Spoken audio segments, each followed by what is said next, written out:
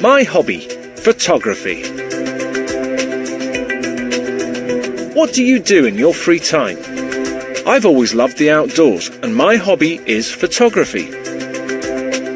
Have you got a camera? Do you like taking photos? Well, it's my favourite thing in the whole world. I go to the countryside to take my photos.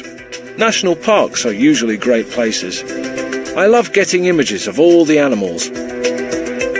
The landscapes are great too. It's such an easy hobby because all you need is a camera. My camera is really good, but there are more expensive and better quality ones for professionals. I've got 3 different lenses. That means I can take photos from close up or from far away.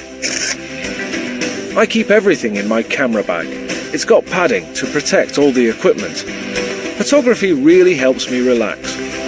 I can get out of the city for the weekend, and it's so quiet in the fields and woods. The fresh air is so clean and refreshing too. When I upload my photos a few days later, I always get great comments from friends and followers. I put lots of my photos online to share. So, what about you? What do you love to do? Would you ever think about taking up photography?